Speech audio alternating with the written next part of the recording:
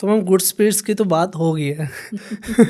मैं हूँ लौंडा और मेरे होते हैं चुल, हर लौंडे की होती है, और हमें मज़ा आता है मोस्टली पंगे लेने में।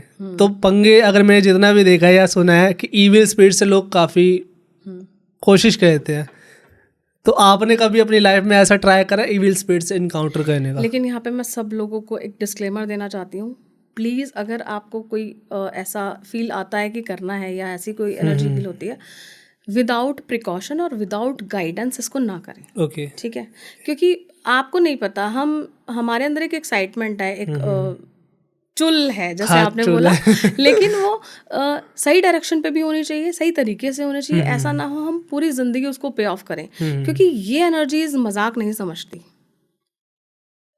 दे आर वेरी सीरियस। ओके। ठीक है, उनको आपने जो किया, और अगर हमने उन्हें लगता है कि आप कुछ टाइम पास वाली एनर्जी के साथ आए हो, तो वो नहीं छोड़ती। Okay, so you are saying this with personal experience? हाँ, अभी रिसेंटली मैं भानगढ़ होके आई थी। ठीक है, ओके। और सुना भी है थोड़ा बहुत। Bhangarh is a haunted place, सबको पता है, और डेफिनेटली विदाउट मेंटर आप नहीं जा सकते। मैं अपने गुरु के साथ गई थी, और मेरे साथ एक मेरी कुलीग थी, एंड रात को 12 से 1 बजे हमने वहाँ पे चीज़ें की, and that is a part of practices. जैसे आपने बोला कि कुछ स्पिरिट्स को आप अपने लिए as a supporter, as a energy, जैसे आपने उनका बताया कि वो उन स्पिरिट्स का साथ लेकर के सामने वाले के लिए बता देते हैं। तो कोई स्पेसिफिक चीज़ हो सकती है कि आप स्पिरिट से कराना चाहते हो, बट अगेन ये बहुत बड़ी चीज़ें हैं। Without guidance, without complete knowledge, without protection कृपया इन्हें ना करें।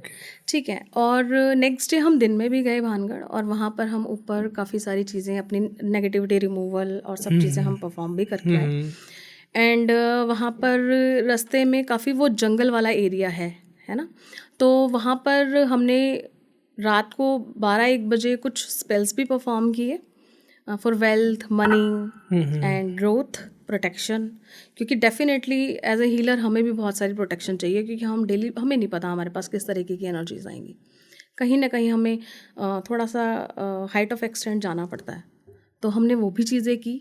एंड यस, स्पिरिट वर्ड उतना ही सच है जितना ह्यूमन वर्ड है। ओके।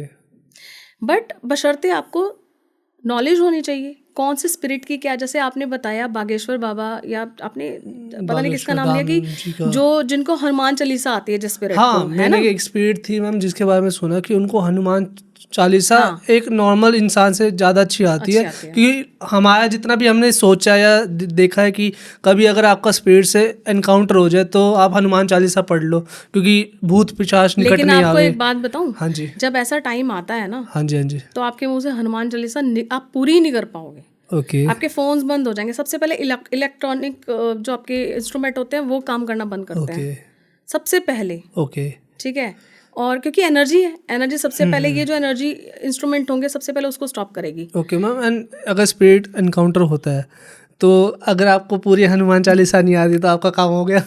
Yes.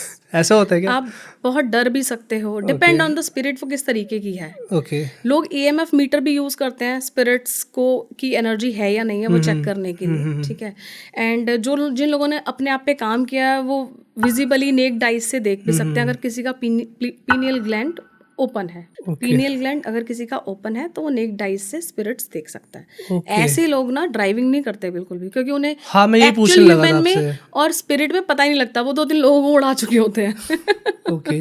तो इसलिए वो ड्राइव नहीं कर सकते। तो मैम यही पूछने लगा, जैसे हमें दिखाते हैं कि आप रास्ते में हो, सामने से कोई स्पिरिट आ जाती है या एकदम से ऐसा होता है? यस, देखो स्पिरिट्स, एक चीज़ बता दूं आपके साथ कभी हुआ है ऐसे? मेरे साथ तो काफ़ी एक्सपीरियंसेस हुए हैं।